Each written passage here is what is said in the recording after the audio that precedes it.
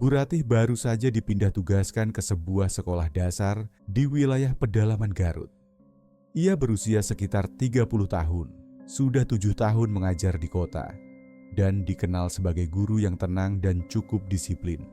Ia belum menikah dan menerima penempatan ini karena ingin mencoba suasana baru, meski harus jauh dari kenyamanan kota. Desa tempatnya ditempatkan cukup sulit diakses, harus melewati jalan berbatu dan hutan kecil.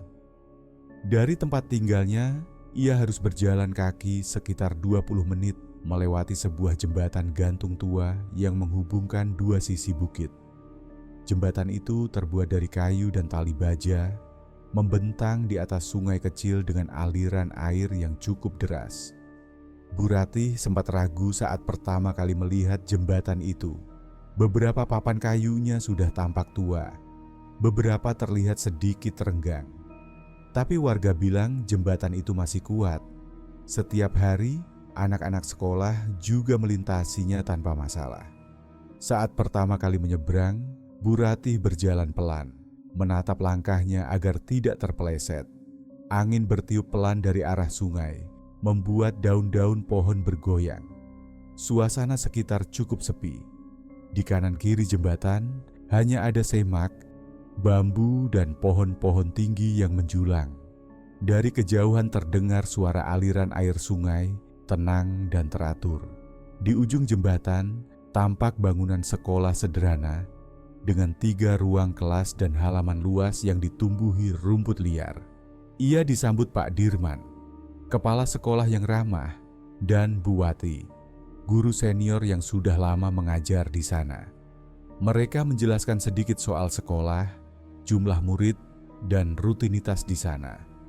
Semuanya terlihat wajar, meskipun fasilitas sangat terbatas. Setelah pengenalan singkat, Bu Ratih kembali pulang saat matahari mulai condong ke barat. Ia kembali menyusuri jembatan yang tadi pagi ia lewati. Kali ini sedikit lebih santai, meskipun tetap hati-hati. Ia berhenti sejenak di tengah jembatan, menatap aliran sungai di bawahnya. Suara air cukup jelas, dan udara dingin terasa menempel di kulit. Tak ada apa-apa yang ganjil, hanya sunyi. Saat sampai di ujung jembatan, ia menoleh ke belakang. Jembatan itu tampak diam, tenang, hanya bergoyang sedikit karena angin. Ia menarik napas panjang, lalu melanjutkan langkah menuju rumah kontrakan kecil yang ia sewa di dekat rumah warga. Malam itu, ia menulis sedikit catatan di buku harian kecil. Isinya tentang betapa sepinya suasana desa, jembatan gantung yang membuatnya agak cemas, dan harapannya agar hari-hari berikutnya berjalan lancar. Ia belum tahu bahwa jembatan itu menyimpan sesuatu yang belum selesai. Sudah hampir 2 minggu Bu Ratih mengajar. Ia mulai terbiasa dengan suasana desa yang tenang dan jauh dari hiruk-pikuk kota. Murid-muridnya ramah dan sopan, meskipun banyak dari mereka belum terlalu lancar membaca. Ia juga makin akrab dengan guru-guru lain, terutama Bu Wati yang sering mengajaknya makan siang bersama di ruang guru. Setiap pagi dan sore, Bu Ratih menyeberangi jembatan gantung. Ia sudah tidak terlalu tegang seperti awal. Walau tetap melangkah hati-hati, kini ia tak lagi ragu untuk berhenti sejenak di tengah jembatan dan memandang ke arah sungai. Aliran airnya deras tapi jernih, dikelilingi bebatuan besar dan pohon rimbun. Sore itu, Bu Ratih pulang sedikit lebih lambat karena harus menyusun laporan hasil belajar murid-murid kelas 3. Matahari mulai turun. Langit mulai berubah warna. Ia melangkah ke arah jembatan seperti biasa, membawa tas kain berisi buku dan alat tulis. Langkahnya pelan. Saat sampai di bagian tengah jembatan, papan-papan kayu yang diinjaknya mengeluarkan bunyi ringan. Biasa saja. Tapi setelah beberapa langkah, ia merasa seperti ada yang berjalan di belakangnya. Langkah kayu yang berderak terdengar tidak jauh dari telinganya. Ia memperlambat langkah, lalu menoleh cepat. Tidak ada siapa-siapa. Jembatan kosong. Tak ada orang lain di sekitarnya. Ia memandangi sepanjang jembatan, memastikan tidak ada anak-anak atau warga yang ikut melintas. Tapi benar-benar kosong. Ia menatap ke arah papan-papan kayu yang tadi diinjaknya. Diam, tak bergoyang. Ia berdiri beberapa detik sambil mencoba mendengar lebih jelas. Namun hanya terdengar suara aliran air sungai dan daun-daun yang saling bersentuhan. Bu Ratih menarik napas. Ia kembali melangkah, kali ini lebih cepat. Namun baru beberapa langkah, suara langkah kayu itu terdengar lagi. Seolah ada seseorang yang menapaki papan kayu dengan pelan. Tepat di belakangnya, ia berhenti mendadak dan menoleh lagi. Kosong, ia berdiri kaku. Hanya jembatan, pepohonan, dan air di bawah. Ia menatap ujung jembatan yang tinggal beberapa meter lagi, lalu memutuskan untuk segera menyelesaikan langkah. Saat sampai di ujung jembatan, pandangannya tertuju ke kiri. Beberapa daun pisang di tepi sungai tampak bergerak sendiri. Tidak banyak angin, bahkan udara terasa agak lembab. Tapi daun-daun itu bergoyang seperti disentuh seseorang. Ia memperhatikan lebih saksama. Tidak ada binatang, tidak ada manusia. Tapi gerakan daun itu tidak berhenti, bahkan semakin lama semakin pelan lalu berhenti sendiri. Bu Ratih memalingkan wajah dan melanjutkan langkah. Ia memilih tidak berkata apa-apa pada siapapun malam itu. Ia pikir mungkin hanya perasaannya saja. Tapi dalam hati, ada rasa tidak nyaman yang mulai muncul setiap kali ia melewati jembatan gantung itu. Beberapa guru berkumpul di ruang guru setelah kelas usai. Rapat kecil diadakan untuk membahas persiapan ujian tengah semester. Suasana santai. Bu Ratih duduk di samping Bu Wati sambil mencatat hal-hal penting. Rapat selesai menjelang senja. Saat guru-guru mulai berkemas, Bu Wati sempat menoleh ke arah Bu Ratih. "Kalau pulang agak sore, jangan lama-lama di jembatan itu ya," ucapnya pelan. Bu Ratih mengangkat alis. "Kenapa?" Bu Wati tersenyum singkat. "Bukan apa-apa, jembatan itu memang, ya ada ceritanya. Dulu pernah ada warga yang," ucapnya lalu terhenti. "Ah, nanti aja deh, gak enak cerita pas udah sore." Ucapan itu membuat Bu Ratih diam. Ia tidak bertanya lebih lanjut. Setelah pamit, ia segera berjalan ke arah jembatan. Langit sudah mulai gelap, warna oranye memudar. Suara burung-burung sudah tidak terdengar. Jembatan terlihat seperti biasa, sepi, hanya angin pelan yang menyapu permukaannya. Bu Ratih berdiri di awal jembatan, memeriksa ujungnya. Ia melangkah perlahan. Beberapa meter berjalan, ia tiba-tiba berhenti. Tali jembatan di sebelah kanan bergerak. Goyangannya tidak kencang, tapi jelas terlihat. Seperti ada beban yang menarik atau mendorong dari arah berlawanan. Ia diam, menunggu. Matanya menatap ujung jembatan seberang. Tidak ada siapa-siapa. Ia berdiri lebih lama. Goyangan tali masih terasa, walau lebih pelan. Ia berpikir mungkin karena angin, tapi udara diam. Daun-daun di pohon sekitar tidak banyak bergerak. Sungai di bawah tetap mengalir, namun tidak terlalu deras. Beberapa detik kemudian, tali di sisi kiri ikut bergoyang. Bu Ratih mengamati dengan teliti. Masih tidak ada siapapun yang muncul. Tidak ada bayangan manusia dari arah seberang. Rasa ragu muncul. Ia ingin putar balik, tapi tidak mungkin bermalam di sekolah. Ia mengambil napas, lalu melanjutkan langkah perlahan. Kayu jembatan terasa lebih dingin dari biasanya. Pegangan tali juga terasa lembab. Saat sampai di tengah jembatan, udara mendadak berubah. Terasa jauh lebih dingin, seperti berada di dekat ruangan ber-AC. Ia merapatkan jaket, menatap lurus ke depan. Di kejauhan, sekitar 3 meter dari ujung jembatan, ia melihat sesuatu. Bayangan putih, berdiri diam di sisi kanan, tepat di pinggir tali, tidak bergerak. Bu Ratih memicingkan mata, mencoba memastikan, tapi cahaya mulai redup, dan pandangannya tidak terlalu jelas. Ia melangkah lagi. Beberapa detik kemudian, bayangan itu tidak terlihat lagi. Saat sampai di ujung jembatan, ia langsung berjalan cepat meninggalkan area itu. Tidak menoleh ke belakang. Napasnya sedikit berat dan jantungnya berdegup lebih cepat dari biasanya. Di rumah kontrakan, ia duduk diam beberapa saat sebelum mengganti pakaian. Ia mencoba meyakinkan diri bahwa apa yang dilihat tadi mungkin hanya bayangan pohon atau kain tersangkut. Tapi rasa dingin di tengah jembatan tadi belum hilang dari ingatannya. Bu Ratih bangun lebih awal dari biasanya. Ia tidak ingin menyeberang jembatan saat matahari sudah terlalu rendah seperti kemarin. Perasaan tidak nyaman masih tertinggal dari kejadian sebelumnya, terutama saat melihat bayangan putih itu. Langkahnya cepat menuju arah jembatan. Udara terasa dingin, tapi langit sudah mulai terang. Beberapa ayam milik warga terdengar dari kejauhan, dan kabut tipis menyelimuti sebagian hutan kecil di dekat sungai. Dari kejauhan, jembatan terlihat sepi. Tidak ada orang lewat, dan tak tampak tanda-tanda aktivitas di seberang. Bu Ratih berdiri sejenak di awal jembatan, memperhatikan ke arah tengah. Ia menghela napas, lalu melangkah perlahan. Papan kayu di bawah kakinya terasa basah, mungkin karena embun. Tali jembatan diam, angin tidak bertiup. Ia berjalan sampai ke bagian tengah, lalu tiba-tiba berhenti. Beberapa meter di depan, seseorang berdiri membelakangi.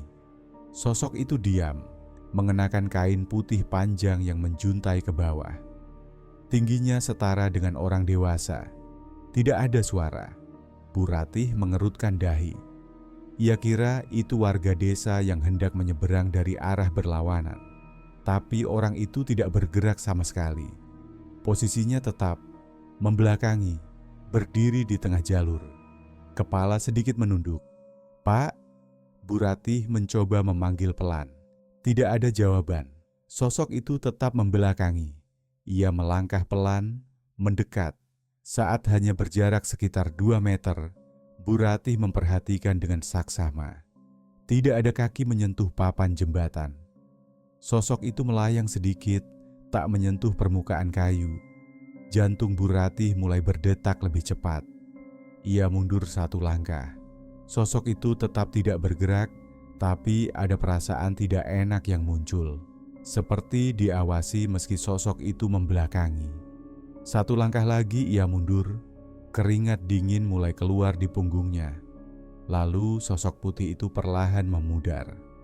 Tidak langsung menghilang, tapi mengabur sedikit demi sedikit sampai tak tampak lagi. Tidak ada suara, tidak ada gerakan lain. Bu Ratih berdiri kaku beberapa detik sebelum akhirnya berbalik cepat dan berjalan ke arah seberang. Ia tidak berlari, tapi langkahnya cepat dan tanpa henti sampai tiba di ujung jembatan. Sesampainya di sekolah, ia tidak langsung masuk kelas. Ia duduk dulu di ruang guru, diam. Bu Wati datang beberapa menit kemudian dan menyapa, tapi Bu Ratih hanya membalas dengan anggukan. Kejadian tadi terlalu jelas untuk dianggap mimpi. Apapun itu, bukan manusia. Warung kecil milik Mang Ujang berada tak jauh dari gerbang sekolah.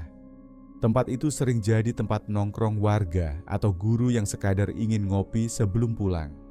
Bu Ratih duduk di bangku panjang dekat pintu, ditemani segelas teh hangat dan pisang goreng. Sore itu langit mendung, udara lembab. Beberapa guru sudah pulang, tapi Bu Ratih menunggu hujan reda. Mang Ujang sedang membersihkan meja saat ia mendekat dan duduk di seberang Bu Ratih. "Bu Ratih sering pulang lewat jembatan gantung ya?" tanya Mang Ujang sambil mengelap termos. Bu Ratih mengangguk. "Iya, kenapa Mang?" Mang Ujang menatap keluar warung. Diam sebentar, lalu mulai bicara. "Dulu waktu jembatan itu dibangun, sempat ada kecelakaan, Bu. Waktu masih setengah jadi." Bu Ratih menatapnya. "Kecelakaan?" "Iya, salah satu pekerja masih muda. Ia jatuh ke sungai. Katanya terpeleset pas ngangkat balok kayu." "Lalu?" tanya Bu Ratih pelan. Jasadnya nggak ketemu. Warga sempat nyari ramai-ramai 2 hari, tapi hilang begitu aja. Nggak nyangkut di batu, nggak juga ke bawah arus jauh. Sejak itu, jembatan itu cepat selesai, tapi orang-orang mulai ngerasa aneh. Bu Ratih menyandarkan punggung ke dinding. Kalau malam-malam tertentu, suka ada yang lihat, kayak ada yang nyebrang pelan, tapi nggak bunyi, kayak orang jalan di udara. Kadang dari kejauhan kelihatan putih-putih. Ada juga yang bilang dengar suara tali jembatan gerak sendiri. Bang Ujang melanjutkan, makanya kalau malam atau subuh banget, warga jarang lewat situ sendirian. Apalagi kalau kabut tebal, mending muter agak jauh. Bu Ratih terdiam. Tehnya sudah dingin. Pikirannya langsung kembali ke kejadian beberapa hari terakhir. Langkah kayu tanpa orang, tali jembatan yang bergerak sendiri, dan sosok putih membelakangi yang melayang di udara. Apa warga percaya itu arwahnya? Tanya Bu Ratih. Ya, kalau kata orang tua dulu, kalau jasad nggak ketemu, arwahnya bisa nggak tenang. Apalagi kalau meninggalnya mendadak dan di tempat kerja. Bu Ratih tidak menjawab. Ia hanya menatap keluar warung. Di kejauhan, jembatan gantung itu masih terlihat dari sela pohon-pohon. Diam, panjang, dan seperti menunggu. Langit mendung sejak siang. Bu Ratih pulang agak sore karena harus menyelesaikan administrasi sekolah. Jalan ke arah jembatan sepi. Beberapa warga terlihat menutup warung lebih awal karena cuaca. Saat mulai menyeberangi jembatan, udara terasa lembab. Kabut tipis mulai turun dari arah bukit. Langkah Bu Ratih pelan. Ia menyusuri papan demi papan sambil memperhatikan sekitar. Tak ada suara orang lain, tak ada yang menyusul dari belakang. Beberapa langkah di depan, papan jembatan bergoyang pelan. Bu Ratih berhenti. Ia menoleh ke belakang. Tidak ada siapapun. Ia lanjut melangkah, tapi papan kayu di belakangnya kembali bergetar. Lalu terdengar suara seperti sesuatu melompat-lompat di belakang. Tidak cepat, tapi berirama. Seperti ada yang bergerak mendekat dengan loncatan kecil. Bu Ratih menoleh cepat. Masih kosong. Tali jembatan ikut bergerak perlahan ke kiri dan ke kanan. Getarannya terasa sampai ke tangan. Bu Ratih mulai mempercepat langkah, tapi suara seperti loncatan itu masih terdengar. Semakin dekat. Tidak terlihat, tapi terasa. Saat hampir sampai di ujung jembatan, Bu Ratih mencium bau tanah basah yang menyengat. Bau itu muncul begitu saja, padahal tidak ada lumpur di sekitarnya. Hidungnya mengerut. Bau itu seperti berasal dari sesuatu yang lama tertimbun dan terkena air. Begitu kakinya menjejak tanah di seberang, ia berhenti. Tepat di depan kakinya, terlihat jejak lumpur kecil. Bentuknya lonjong, seperti bekas kain basah yang menempel ke tanah lalu mengangkat. Jejak itu berderet dari arah tengah jembatan. Bu Ratih menoleh ke belakang. Jembatan tampak kosong, tapi jejak lumpur itu terlihat jelas. Satu persatu berhenti tepat di bagian tengah jembatan lalu menghilang. Ia menatap lama ke arah papan terakhir yang masih menyimpan bekas lumpur. Tidak ada arah kemana jejak itu berlanjut. Tidak ke kiri, tidak ke kanan. Hanya berhenti, seolah sosok itu menghilang begitu saja di udara. Bu Ratih melangkah perlahan ke tanah, menjauhi jembatan. Tangannya dingin, tengkuknya terasa berat. Ia tidak menoleh lagi. Langkahnya mantap, meski jantungnya masih berdebar. Malam itu di rumah kontrakannya, ia tidak bisa tidur cepat. Bu Ratih mencoba untuk tidur malam itu. Tubuhnya lelah setelah peristiwa di jembatan. Namun pikirannya masih terisi bayangan jejak lumpur dan bau tanah yang menyengat. Saat tidur, ia bermimpi. Dalam mimpinya, ia berdiri di tengah jembatan gantung yang tampak lebih gelap dari biasanya. Kabut tebal menyelimuti tali dan papan. Di ujung jembatan, ada sosok lelaki muda sedang menarik sesuatu. Wajahnya tidak jelas, tapi tubuhnya kurus dan pakaiannya basah kuyup. Tiba-tiba papan jembatan patah. Lelaki itu jatuh. Saat terjatuh, tali-tali yang menggantung di samping jembatan melilit pergelangan tangannya. Ia berteriak, tapi tak ada suara yang keluar. Tubuhnya menggantung beberapa detik sebelum akhirnya terlepas dan menghilang ke bawah. Bu Ratih terbangun dengan napas berat. Kamar gelap. Angin malam masuk dari celah jendela yang tidak tertutup rapat. Ia duduk dan mengusap wajahnya, lalu merasakan perih di pergelangan tangan. Saat dilihat, ada goresan panjang seperti bekas tali kasar. Kulitnya merah, sebagian mengelupas. Ia mencoba mengingat apakah ia terbentur sesuatu, tapi sepanjang hari ia tidak merasa sakit. Luka itu muncul begitu saja, dan bentuknya persis seperti dalam mimpi, bekas lilitan. Pagi harinya ia membuka buku catatan kecil, mulai dari kejadian papan bergetar, suara langkah, bayangan putih, hingga jejak lumpur. Semua ia tulis dengan tanggal dan tempat. Ia menambahkan mimpi tadi malam, lengkap dengan detail tali yang melilit. Ia mulai merasa bahwa kejadian-kejadian ini bukan sekadar gangguan biasa. Ada pola, ada pesan yang ingin disampaikan, tapi belum jelas. Di sekolah, Bu Ratih tampak tenang seperti biasa. Tapi setiap istirahat, ia diam-diam menulis di catatan kecilnya. Ia mulai mencari siapa yang tahu lebih banyak tentang jembatan itu. Satu hal yang pasti, ia tahu sekarang bahwa semua ini bukan kebetulan. Bu Ratih sedang menyapu halaman rumah kontrakannya ketika Pak Imad datang. Lelaki tua itu berdiri diam di depan pagar. Tangannya menggenggam topi lusuh. Bu Ratih menghampiri dan menyapanya, tapi Pak Imad hanya memberi isyarat dengan dagu, menyuruhnya ikut. Mereka berjalan perlahan ke arah warung kosong di pinggir jalan. Tempat itu sudah lama tidak dipakai. Pak Imad duduk di bangku kayu, lalu menunjuk kursi di depannya. Bu Ratih duduk, menunggu. "Aku tahu soal jembatan itu," kata Pak Imad pelan. "Dulu aku ikut ngaduk semen, waktu jembatan itu masih tiang kayu mentah." Bu Ratih menahan napas. Ia tak berani menyela.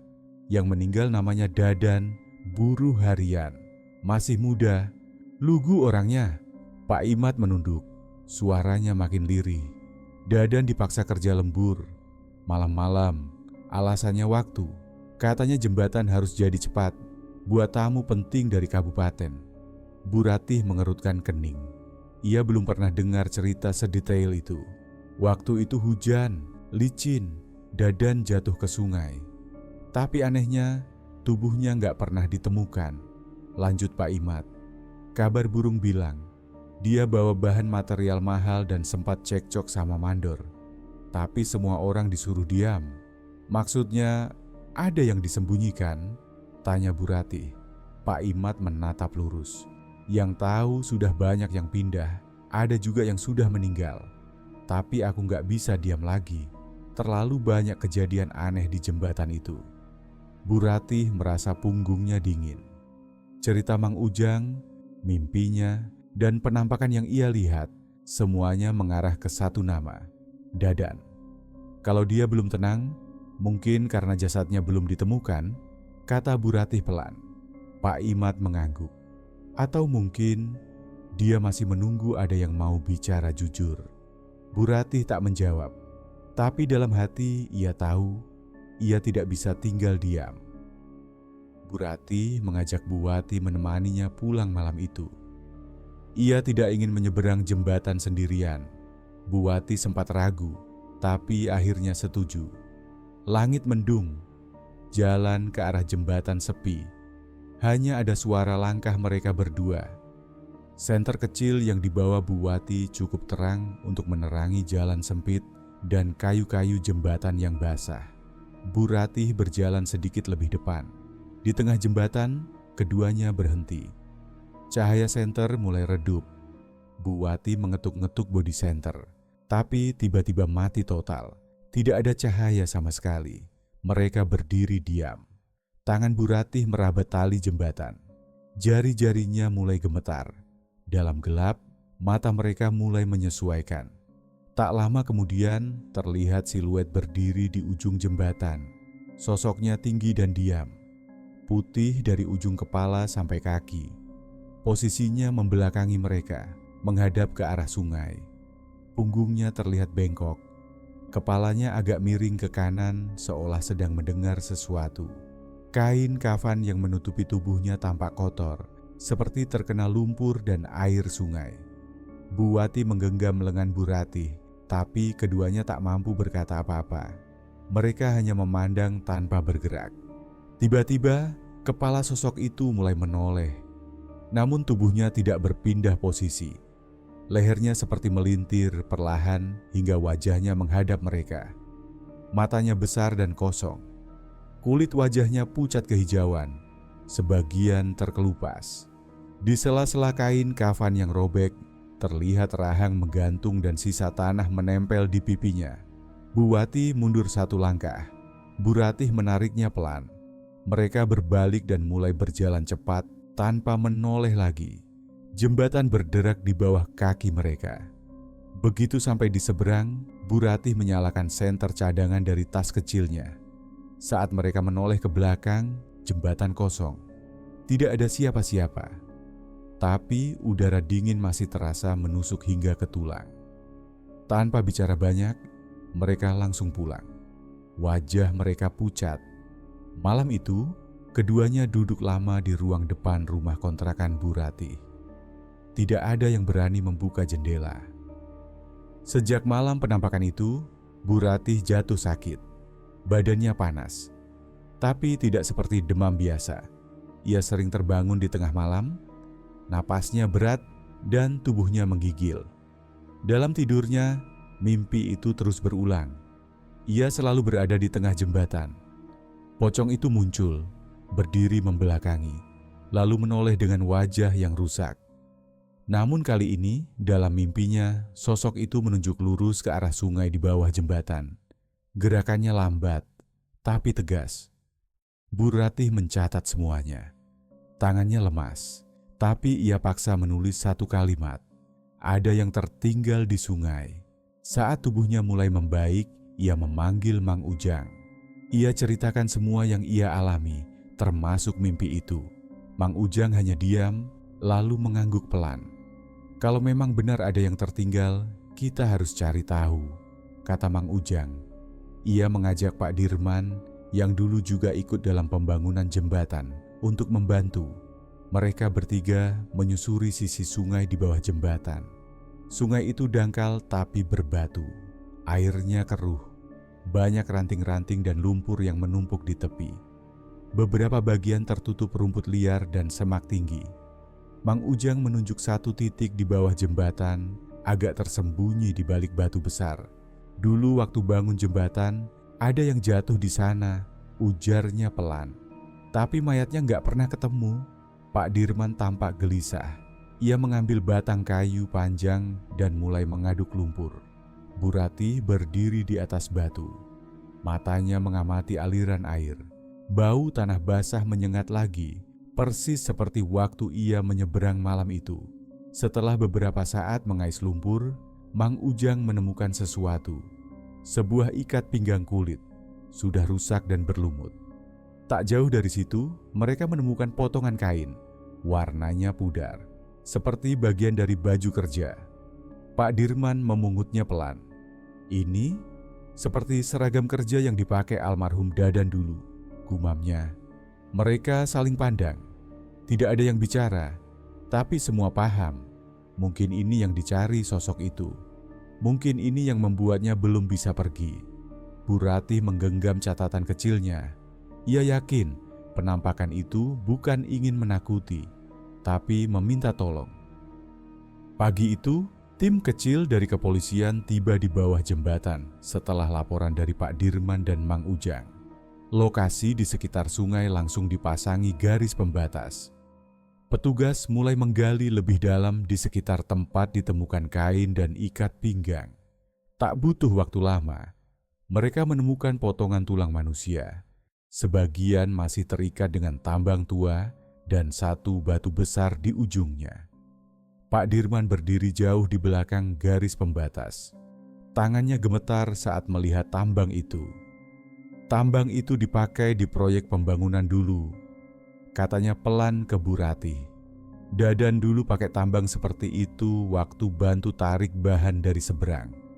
Salah satu petugas menghampiri dan menanyakan kronologi. Mang Ujang dan Pak Dirman bercerita tentang Dadan, seorang pekerja muda yang hilang tiba-tiba saat proyek berlangsung beberapa tahun lalu. Selama ini semua mengira ia jatuh karena terpeleset. Tapi posisi tulang dan tambang menunjukkan tanda-tanda lain. Setelah beberapa jam penyelidikan, informasi mulai terkumpul. Dadan rupanya berselisih dengan mandor proyek kala itu, seseorang bernama Hashim. Menurut beberapa warga yang dulu ikut kerja, Dadan pernah diperingatkan karena mengeluhkan korupsi material. Mandor Hashim telah meninggal 2 tahun lalu karena sakit. Tidak ada yang pernah mencurigainya, tapi cerita ini membuat semuanya jadi masuk akal. Bu Ratih mendengarkan semua dengan wajah tegang. Ia merasa lega karena teka-teki akhirnya mulai terjawab. Tapi ada satu hal lagi yang belum selesai. Sesuatu yang mengganjal sejak malam penampakan itu. Sore menjelang, langit mendung. Bu Ratih berdiri di depan jembatan. Ia mengatakan pada Mang Ujang bahwa ia ingin menyeberang sendiri untuk terakhir kali. Mang Ujang sempat menahan, tapi akhirnya membiarkan. Kalau itu yang ibu rasakan, hati-hati, jangan terlalu lama di tengah, ucapnya. Bu Ratih mengangguk, lalu mulai melangkah. Langkahnya mantap. Ia tidak membawa senter atau catatan, hanya tubuhnya sendiri dan rasa ingin menyelesaikan sesuatu. Udara di sekitar jembatan terasa berbeda. Tidak terlalu dingin, tapi sunyi. Angin hampir tak terasa. Ia terus melangkah hingga ke tengah jembatan. Lalu ia berhenti. Tidak ada siapa-siapa di depannya. Tapi entah mengapa ia tahu pocong itu ada di sana. Ia menunduk sedikit, lalu bicara pelan. Sudah ditemukan, semua orang tahu sekarang. Kau tidak dilupakan. Beberapa detik berlalu. Tidak ada jawaban, tapi hawa di sekelilingnya mulai terasa hangat. Jembatan tidak lagi bergetar. Bu Ratih menarik napas panjang, lalu berbalik dan berjalan ke seberang. Ia tahu malam itu mungkin penyeberangan terakhir yang ia lakukan dengan rasa takut, karena setelah semua ini, jembatan itu sudah tak sama lagi. Langit sudah mulai gelap saat Bu Ratih berdiri di ujung jembatan. Kali ini tidak ada siapa-siapa yang mengantar. Ia sengaja memilih waktu itu, waktu yang selama ini justru ia hindari. Jembatan terlihat sama seperti sebelumnya. Papan kayu panjang, tali-tali tua yang mengikat sisi kanan dan kiri. Tapi suasananya berbeda. Tak ada getaran, tak ada hembusan angin kencang, tak ada rasa takut yang menekan. Bu Ratih mulai melangkah. Satu persatu papan ia lewati. Suaranya samar terdengar dari alas sepatu. Ia tidak tergesa, tapi juga tidak lambat. Hanya berjalan tenang, lurus ke tengah jembatan. Saat tiba di titik tengah, ia berhenti. Kabut tipis menggantung di permukaan sungai, perlahan naik dan merayap ke atas jembatan. Dari dalam kabut itu, sosok putih muncul. Kali ini tidak membelakangi. Sosok itu menghadap langsung ke arah Bu Ratih. Kain kafannya masih kusut dan sobek di beberapa bagian. Wajahnya pucat, tak ada ekspresi. Tapi tatapannya tidak menakutkan. Tidak ada rasa marah, tidak ada dendam. Hanya diam, seolah sedang mengucapkan sesuatu tanpa suara. Bu Ratih berdiri diam. Ia tidak mundur, tidak juga bicara. Hanya menatap balik. Perlahan, kabut mulai menebal. Sosok itu masih berdiri, lalu tubuhnya seperti larut bersama kabut yang bergerak. Sedikit demi sedikit hilang, hingga tak tersisa apa-apa di hadapan Bu Ratih. Ia menarik napas, lalu meneruskan langkah. Sampai ke seberang, ia tak menoleh ke belakang. Keesokan paginya, Mang Ujang menyusul ke rumah Bu Ratih. "Jembatannya beda, Bu," katanya. "Tenang sekarang, benar-benar tenang." Bu Ratih mengangguk. "Aku rasa dia sudah pergi." Beberapa minggu berikutnya, warga mulai berani melintasi jembatan malam-malam tanpa rasa khawatir. Tak ada lagi cerita tentang langkah, tanpa wujud, getaran, atau penampakan. Sejak saat itu, jembatan itu jadi bagian biasa dari hidup warga. Bu Ratih tetap mengajar di sekolah. Ia menolak tawaran mutasi. Baginya, tempat itu bukan sekadar tempat mengajar, tapi juga tempat yang menyimpan cerita. Cerita yang sudah selesai. Cerita yang mengubahnya. Dan jembatan itu kini benar-benar milik mereka. Terima kasih telah menonton video ini. Jangan lupa untuk like, komen, dan subscribe, serta nyalakan notifikasi agar tidak ketinggalan video-video selanjutnya.